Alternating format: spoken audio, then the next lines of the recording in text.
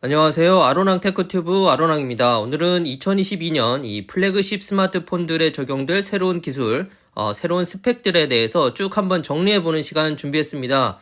이 글로벌 점유율 탑5 브랜드들, 삼성, 애플, 샤오미, 비보, 오포를 중심으로 샤오미, 비보, 오포 같은 경우는 뭐 이미 신제품들을 내놓은 상태고, 삼성은 아시다시피 2월에 S22 시리즈 발표를 앞두고 있습니다. 우선 중국 각 브랜드들의 플래그십들을 살펴보면요. 샤오미는 샤오미 12 시리즈를 출시를 했고, 이 비보는 플래그십 라인이 좀 많은데 그 중에 아쿠 9 시리즈가 발표가 됐어요. 이 오포도 플래그십 라인이 꽤 많은데요. 이 서브 브랜드 리얼미 그 플래그십이죠. GT2 시리즈를 발표한 상태입니다. 자, 이렇게 연초부터 발표된 새 제품들의 스펙을 쭉 보면은 가장 두드러지는 부분이 바로 이 디스플레이 쪽에서 2세대 LTPO 기술이 적용된 아몰레드 디스플레이를 탑재하고 있다는 점들입니다. LTPO 기술은 아시다시피 화면 주사율을 1에서 120Hz까지 가변적으로 적용해서 배터리 사용 시간을 보다 효율화하는 그런 장점이 있죠. 작년에는 고정으로 120Hz를 적용하는 경우가 많았다면 올해는 LTPO가 보편화되는 이런 변화가 있다고 하겠습니다.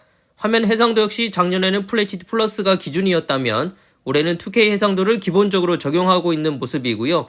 최고 밝기 역시 기존 1100니트에서 최고 1500니트대까지, 그래서 야외에서의 사용성을 대폭 강화하는 그런 경향을 보이고 있습니다. 두 번째는 카메라 센서, 특히 메인 카메라 센서의 변화가 눈에 띕니다. 작년 같은 경우 삼성의 1억 800만 화소 임시 센서가 유행이라고 할 정도로 각 브랜드에서 대부분 사용을 했었는데 올해는 소니로 대거 교체되는 분위기예요. 이 샤오미 12 프로 같은 경우 소니 IMX7072 메인인데 1.28분의 1인치 5천만 화소 소니의 신형 센서입니다.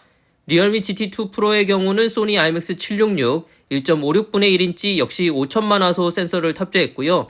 물론 비보 아쿠 9 프로 같은 경우는 삼성의 GN5 1.57분의 1인치 이 5천만 화소 센서가 들어가긴 하지만 대체적으로 소니의 신형 센서 이 5천만 화소대의 제품들이 메인으로 채용되는 분위기입니다. 카메라 관련해서 특이점이라면 이 초광각 카메라들의 변화도 눈에 띄는데요. 작년 아이폰 13 시리즈를 보면 이 초광각 카메라에 AF도 넣고 렌즈도 한 겹 더 추가하고 접사 기능도 넣었죠. 올해 중국 브랜드들을 보면 이 두 가지로 요약이 되는데 초광각 카메라 화소수를 5천만 화소대로 키우는 경우, 또 하나는 화각을 150도까지 늘려서 거의 어안같이 보이게 이렇게 변화를 주고 있어요.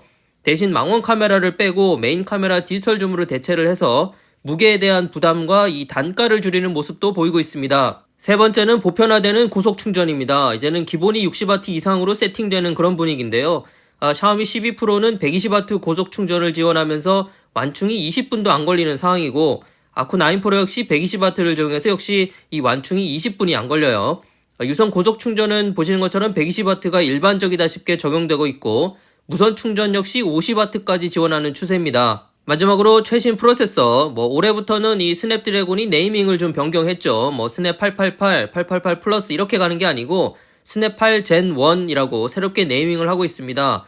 프로세서야 해당 시즌 새 플래그십에는 늘 최신 칩셋이 들어가니까 새롭다고 보기엔 그렇고, 다만 작년에는 스냅 888이 발열 이슈가 꽤 있었죠. 그래서 올해는 경쟁적으로 이 방열판, 방열 패드를 작년 대비 거의 2배 수준으로 키우는 모습들입니다. 샤오미 같은 경우 발열을 잡았다는 부분 상당히 강조를 하고 있고, 리얼미 GT2 프로 같은 경우는 후면 상단을 다 덮을 정도로 정말 큰 방열판을 넣었습니다.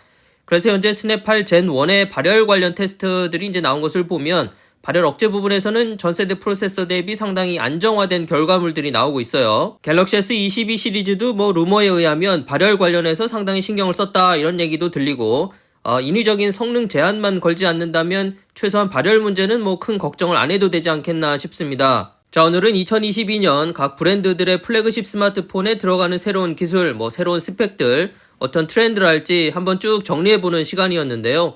요약해보면 디스플레이 쪽은 2K 해상도를 기본으로 2세대 LTPO 아몰레드가 탑재가 되면서 배터리 효율이 개선되는 부분, 그리고 최고 밝기도 1500니트까지 향상이 되고요.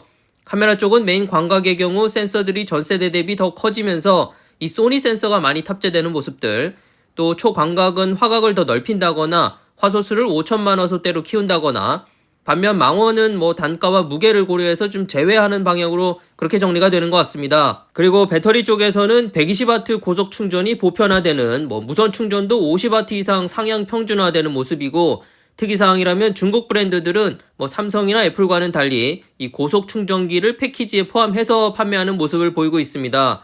마지막으로 스냅드래곤 프로세서의 발열 문제와 관련해서는 방열판이나 방열 패드를 전세대 대비 거의 2배 가까이 사이즈를 키우는 그런 모습들이 많이 보이고요.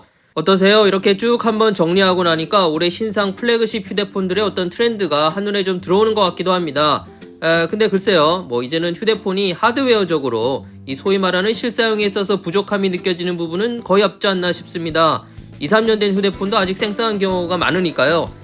그래서 이제는 하드웨어적인 성능, 물론 그 자체도 중요하지만 연계되는 어떤 제품이라든지 서비스가 좀 본격적으로 등장할 시기가 아닌지, 그래서 올 하반기에는 뭔가 새로운 것들이 좀 나와주지 않을까 이런 기대를 해봅니다.